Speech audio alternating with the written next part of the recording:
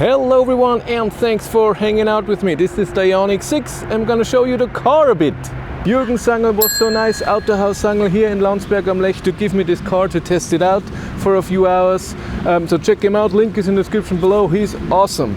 I think from the front the car looks really good. I cannot test the lights, I only have it for a while, the car, so it won't be night. This car has the digital mirrors, something to get used to. You have the door handles that come out when you get close to the car, and it unlocks when you get close to the car.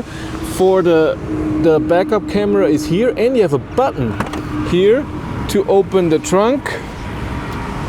Trunk has, of course, a different opening since it's not an SUV or anything. We have a second floor for a few things. It's not the biggest trunk I've ever seen. Amazing. In the trunk you have just close the trunk or lock the car. I love that.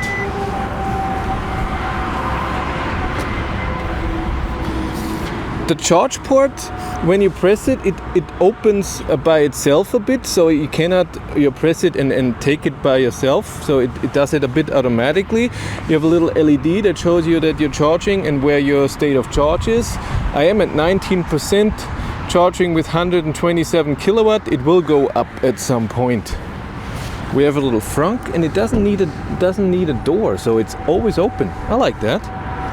And it's big. It can hold a few charging cables. In the rear we have seat warmers. We have so much space. Look at that. My seat is my height.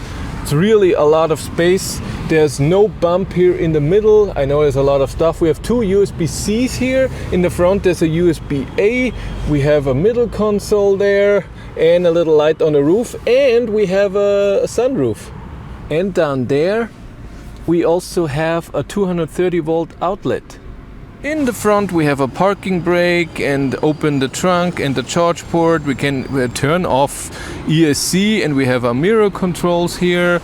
On the steering wheel we have our drive mode, we have our cruise control settings, so it's really everything here. Self-steering, the distance, speed change, turn it on or off, and this is for the control of your screen here.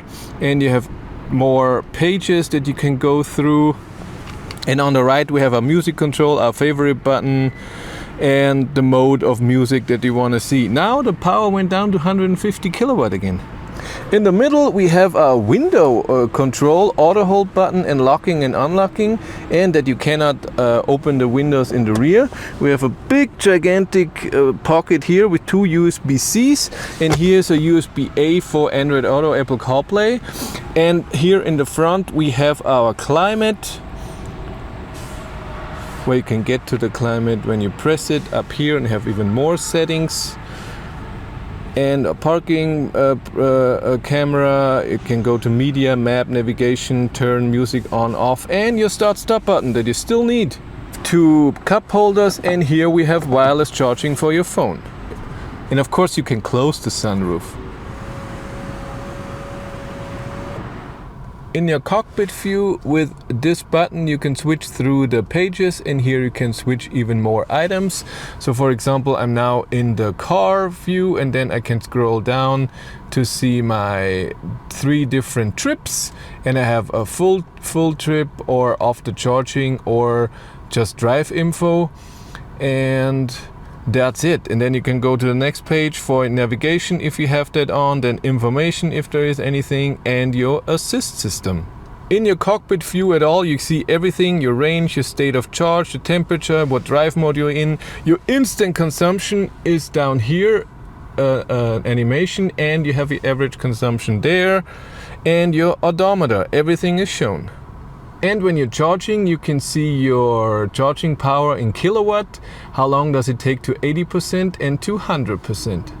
The main screen is still the same as in the Ioniq 5 or in the Kia EV6, all very similar. You have your a lot of functions in here. I'm not going to go into details, but you have a normal map and navigation, of course, your EV view, and you also have in there, but which I can't show you now because I'm charging, your energy consumption of your different devices, your motor, your climate, other devices, or if the battery is being heated or cooled. Yeah, let's look at the seating position. So I have put the seat all the way down for me and a bit forward and up so I can sit normal. The steering wheel is almost fully up and fully out, and it's comfortable. I like it a lot. By the way, the icons that show you that you're charging on the steering wheel, that's funny.